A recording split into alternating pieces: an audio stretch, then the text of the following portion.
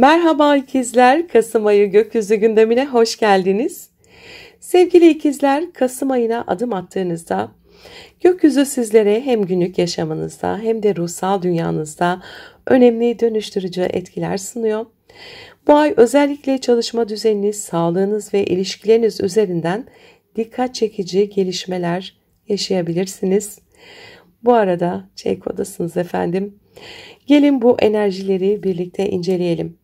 Kasım ayı boyunca Güneş Akrep Burcu'nda ilerlerken sizler için iş ortamı, günlük sorumluluklar, alışkanlıklar ve sağlık alanlarını aydınlatıyor. Bu süreçte çalışma düzeninizde değişiklikler olabilir. İş arkadaşlarınızla daha derin bağlar kurmanız gerekebilir. Fakat aynı zamanda gizli kalmış sorunlar görünür olabilir. Sağlığınıza daha fazla özen göstermeniz gereken bir dönemdesiniz. Bedeniniz size bazı sinyaller veriyorsa onları görmezden gelmeyin. Merkür yönetici gezegeniniz olarak Yay burcunda ilerlerken ilişkiler alanınızı hareketlendiriyor. Partnerinizle veya iş ortaklarınızla daha fazla iletişim kurabilirsiniz. Ancak ikizlerdeki retro Uranüs'le yaptığı karşıtlık özellikle sizin kimliğiniz ve kişisel yönünüzle ilgili ani farkındalıklar getirebilir. İlişkilerde sürpriz gelişmeler, beklenmedik yüzleşmeler yaşanabilir. Bir anda farklı düşünmeye, farklı kararlar almaya eğilim gösterebilirsiniz. Bu açı size şunu söylüyor. Gerçek özgürlük, karşıt fikirlerden kaçmak değil, onlarla yüzleşip kendi yolunuzu bulmaktır. Venüs de Terazi burcuna Kiron'la karşıtlık yapıyor. Jüpiter'e de kare yapacak. Venüs'ün terazideki yolculuğu sizlere aşk, keyif, çocuklar ve yaratıcılık alanında güzel enerjiler getiriyor. Daha fazla zevk almak, hayatın keyifli yanlarını yaşamak isteyebilirsiniz. Fakat Koç burcundaki Kiron sosyal çevreniz ve arkadaşlıklarınız üzerinden eski yaraları gündeme taşıyor. Belki de arkadaş ilişkilerinizde veya grup çalışmalarınızda bazı kırgınlıklarla yüzleşmek zorunda kalabilirsiniz. Yengeçteki Jüpiter'in bu ikiliye yaptığı kare maddi konularda duygusal harcamaları arttırabilir. Dengeyi kaybetmemek için dikkatli olmanız gereken bir dönemdesiniz. Gökyüzü size diyor ki hayattan keyif alırken sınırları da unutmamalısınız. Mars Akrep Burcu'nda ilerliyor. Bu hareketi günlük işlerinizi, sağlık düzeninizi ve sorumluluklarınızı hızlandırıyor. Ve Lilith'le kavuşacak. Bu alanda bastırılmış öfke ve huzursuzlukları açığa çıkarabilir. İş ortamında gerilimlere açık olabilirsiniz. Ama gökyüzünde büyük bir su üçgeni var. Mars, Jüpiter ve Satürn birbirleriyle uyumlu açılar kuruyor.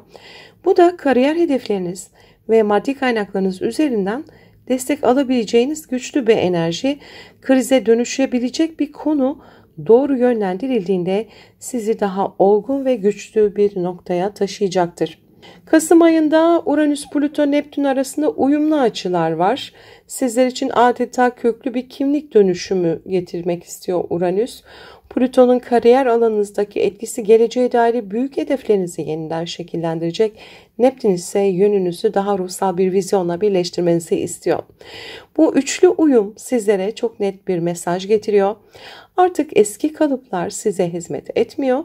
Kendinizi yeniden tanımlama ve kariyerinizde daha vizyoner adımlar atma zamanı. Lilith ile Kiron arasında da bir karşıtlık var. Sosyal çevreniz ve günlük yaşamınız arasında zorlayıcı bir etkiyi gösteriyor. Arkadaşlarınızla ya da çevrenizle ilgili bazı yüzleşmeler yaşayabilirsiniz. İş ortamındaki baskılar grup ilişkilerine de yansıyabilir. Ama bu süreçte fark ettiğiniz her yara sizi daha özgün ve daha güçlü kılacaktır. Kuzey Ay düğümü ise Balık burcunda yolculuğuna devam ediyor. Sizleri kariyer, toplum önündeki duruş ve hedefler üzerinden büyümeye davet ediyor. Başak burcundaki Güney Ay düğümü ailevi konularda ya da geçmişten gelen sorumluluklarda takılı kalmamanızı söylüyor. Plüton'un bu noktaya yaptığı zorlayıcı açı kariyerinizde radikal dönüşümler getirebilir. Bu süreçte en önemli rehberiniz sezgileriniz olacak. Yolunuzu planlarla değil içsel bir vizyonla çizin. Sevgili ikizler, Kasım ayı sizin için hem günlük yaşamda hem de ilişkilerde beklenmedik gelişmelerle dolu olabilir. Bu süreçte krizler yaşasanız bile aslında kendi kimliğinizi yeniden tanımlamanız için güçlü fırsatlar da bulacaksınız. Kasım ayının size verdiği ana mesaj şudur: gerçek dönüşüm günlük hayatın içinde gizlidir. Rutinlerinizi dönüştürdüğünüzde kimliğiniz de değişir. Bu ay hem içsel hem de toplumsal düzeyde yeniden doğuşa hazırlanıyorsunuz. Sevgili ikizler, Kasım ayı sizler için ilişkiler, ortaklıklar, sağlık ve iş hayatı konularında oldukça yoğun geçecek. Gökyüzü size iletişim tarzınızdan günlük düzeninize kadar pek çok alanda sınayacak. Gelin gün gün ilerleyelim. 4 Kasım'da Mars Yay burcuna geçiyor ve Uranüs'le karşıtlık yapıyor. Mars'ın Yay burcuna geçişiyle birlikte ilişkileriniz hareketlenecek. Eşiniz, partneriniz veya iş ortaklıklarınızda daha fazla etkileşim içinde olacaksınız. Fakat Uranüs geri harekette ve karşıtlık yapacak Mars'a. Gizli düşmanlıklar, arkadan gelen sürprizler veya beklenmedik krizler yaratabilir. İlişkilerde patlayıcı enerjilere dikkat edin. 5 Kasım'da Boğa burcunda bir dolunayımız var. Dolunay sizin bilinçaltınızı, rüyalarınızı ve kontrolünüz dışında gelişen olayları aydınlatıyor. İç dünyanızda bir konunun netleşmesi mümkün. Mars-Uranüs karşıtlığı sebebiyle gizli bir meselenin ortaya çıkışı ya da iş hayatında arkanızdan dönen bir durum gündeme gelebilir. Bu süreçte sezgilerinize kulak verin. 7 Kasım'da Venüs Akrep burcuna geçiyor. Bu geçişle birlikte iş ortamınız, günlük düzeniniz ve sağlığınız öne çıkacak. İş yerinizde daha uyumlu ilişkiler geliştirebilir. Estetik veya güzellik odaklı bir rutine girebilirsiniz. Ancak aşırı yoğunluktan kaynaklı sağlık sorunlarına da dikkat etmeniz gerekebilir. 8 Kasım'da Jüpiter Yengeç burcunda durağan pozisyona geçecek. Maddi kaynaklarınızla ilgili büyüme dönemine girmiştiniz. Fakat Jüpiter'in durağan hale gelmesi gelirlerinizi artırma planlarınızı biraz yavaşlatabilir. Mart 2026'ya kadar bu alanda retro yapacak. Bu süreçte yeni gelir kapıları açmaktan çok mevcut kaynakları düzenlemek öne çıkacaktır. 9 Kasım'da da Neptün Balık burcunda duran pozisyona geçecek. Kariyerinizde ve toplum önündeki rolünüzde kafa karışıklığı yaratabilecek bir dönem. Neptün'ün durağanlığıyla birlikte belirsizlikler artabilir. Özellikle otorite figürleriyle ilişkilerinizde hayal kırıklığı yaşamamak için beklentilerinizi gerçekçi tutmalısınız. 10 Kasım'da ise Merkür Retrosu başlıyor. Sizin yönetici gezegeniniz Merkür Yay burcunda gerilemeye başlayacak. Bu retro özellikle ikili ilişkiler, ortaklıklar ve sözleşmelerde etkili olacak. 29 Kasım'a kadar anlaşmalarda yanlış anlamalara, ertelemelere dikkat etmelisiniz. Eski bir partner veya iş ortağıyla tekrar görüşmeniz de gündeme gelebilir. 13 Kasım'da Retro Merkür'le Mars kavuşacaklar. Ay da buna kare yapacak. Partnerinizle veya iş ortağınızla iletişim çok yoğun olabilir. Hızlı kararlar almak isteyebilirsiniz. Fakat Başak'taki ayın kare açısı ev, aile ve özel yaşamınızda gerginlik yaratabilir. Bu dönemde sözlerinizi daha dikkatli seçmeniz gerekecek. 19 Kasım'da Plüto Retrosu bitiyor. Yurt dışı bağlantılar, eğitimler, yurt dışı bağlantılı konular, hukuki meseleler ve inançlar alanında uzun zamandır süregelen bir dönüşüm süreci vardı. Plüton'un ileri hareketiyle birlikte bu konular daha görünür hale geliyor. Eğitim hayatınızda önemli bir karar alabilir ya da uluslararası bir bağlantınızı güçlendirebilirsiniz. 20 Kasım'da Akrep burcunda gerçekleşecek bir yeni ayımız var. Güneş, Ay, Retro Merkür ve Lilith kavuşumuyla doğuyor.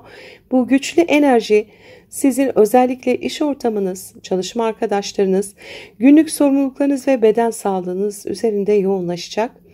Retro Merkür bu alanda geçmişten gelen iş meselelerini yeniden gündeme getirebilir.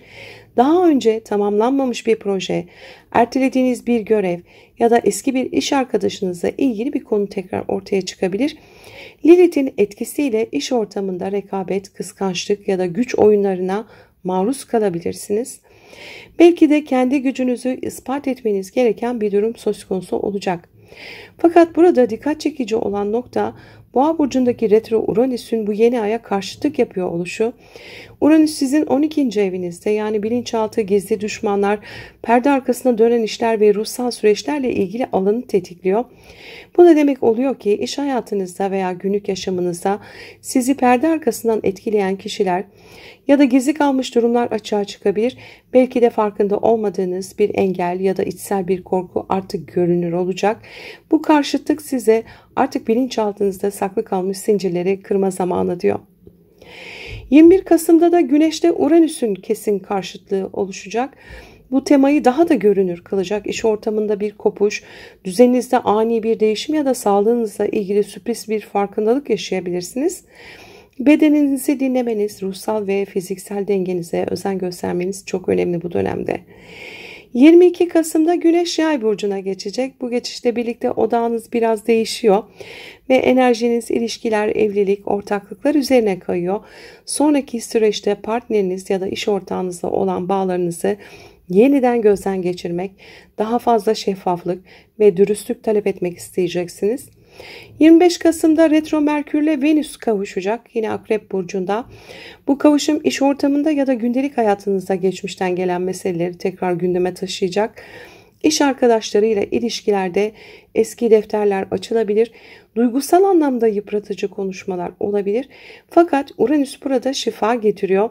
Doğru iletişimle bu konuları kalıcı şekilde çözebilirsiniz. Aynı zamanda sağlıkla ilgili geçmiş bir meseleyi de bu dönemde ele alabilirsiniz.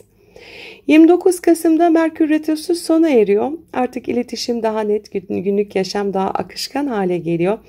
İş hayatınızda karışıklıklar çözülmeye başlıyor. 30 Kasım'da Venüs Yay burcuna geçiyor. Bu geçişle birlikte ilişkilerinizde daha özgür, maceraperest ve umut dolu bir enerji gündeme gelecek. Partnerinizle daha keyifli vakit geçirebilir.